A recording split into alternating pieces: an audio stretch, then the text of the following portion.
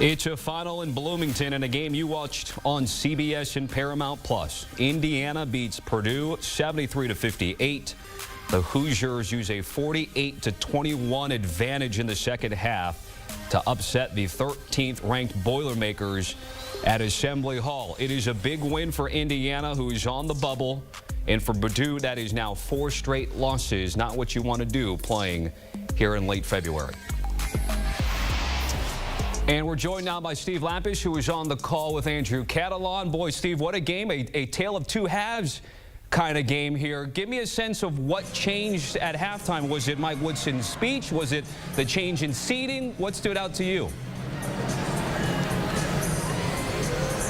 Well, we're going to start first with his speech at halftime. Whatever he said, those kids came out on fire on the defensive end. Anthony Leal and Miles Rice, they keyed everything with their defense on the ball. I mean, to do what they did to Braden Smith, who's one of the best point guards in the country in the second half, to shut him down the way they did was absolutely phenomenal. So give Mike Woodson a lot of credit. He doesn't start in the game two of his high scorers in Mackenzie Mbako and Umar Ballo, and Mackenzie Mbako didn't even play in the second half, and they come away with a win that they needed. Not only needed, but if the NCAA tournament were being selected tonight, unfortunately for them, it's not. They still have some work to do. They would be in the tournament just in, so that was a huge win for Indiana. I know you categorize it as a season-changing win with a couple minutes left to go with Andrew. On the flip side, what stood out to you about Matt Painter's team, which is now on a 4-game losing streak?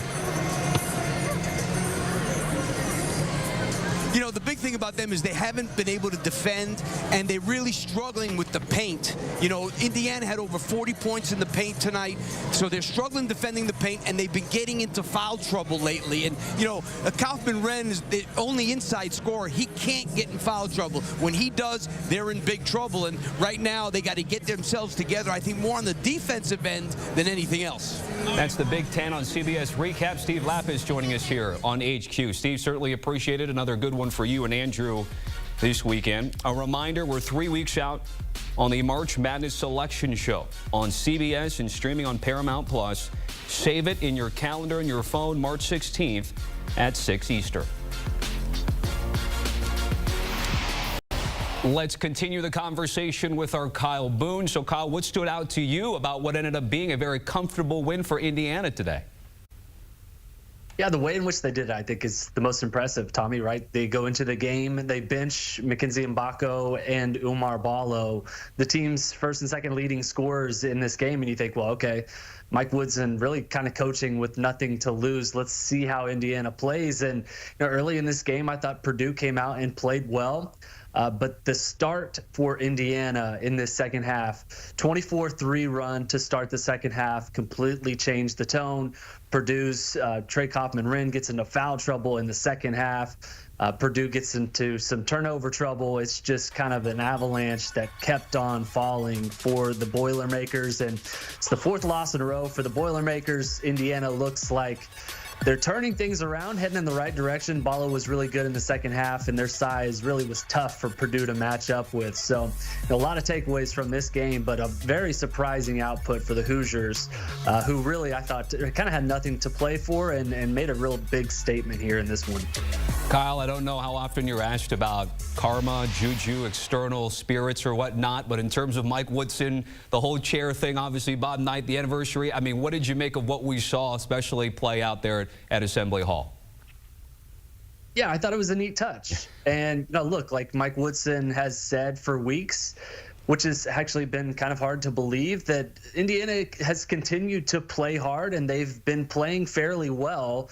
Now, the results really have not totally spoken for themselves. And, you know, I think if you're to make the NCAA tournament bracket right now, the Hoosiers would be on the outside looking in. But, like, this is a team, they have the talent, I think, to potentially make an NCAA tournament, and not only make the NCAA tournament, but maybe even make a run if they got there. So, you know, this has been kind of a what-if season for several months for the Hoosiers, and now it's starting to look like, hey, what if they get on a little run here? What if they beat a really good Purdue team? We'll see how they can kind of parlay this into a late season run, but impressive outing for the Hoosiers. Hoosiers on the bubble, a very big win for them against a ranked team. A team that 2 weeks ago, though, was at the top or near the top of the Big Ten conversation with Wisconsin, Michigan, Michigan State. And now, as a whole, where are you at with the Big Ten in terms of the multiple bids that they've got going on as they prepare for March Madness? Yeah, I said before the show, like, I'm still buying Purdue stock. If anyone is selling it, I still believe in Braden Smith. I think he's been the best guard in college basketball this season. They have a ton of shooters around him. This is a good team that is going through some struggles. Sometimes that just happens. The Big Ten is a really good conference. We'll see kind of how this shakes out for the Boilermakers. I think Matt Painter has shown that he's worthy. He's able to shake his team out of some funks, but the Big Ten is a gauntlet right now. Michigan, Michigan State, the list goes on. The top of this league is very, very good, and we're seeing kind of the depth of this league play out today as well. Indiana, not a team competing for a Big Ten title, but able to take down a really good Purdue team. Kind of speaks to the strength of this league from top to bottom. Boilermakers losing 4 straight games for the first time since 2020. Our Kyle Boone joining us here. Appreciate you, as always, Booney, here on HQ. Here's a look at the remaining schedules for both teams. Indiana does have a game that'll be on CBS against Ohio State March 8th. But a big win for the Hoosiers, who came into this one first 4 out from our bracketologist Jerry Palm, but a big win at home against Purdue today.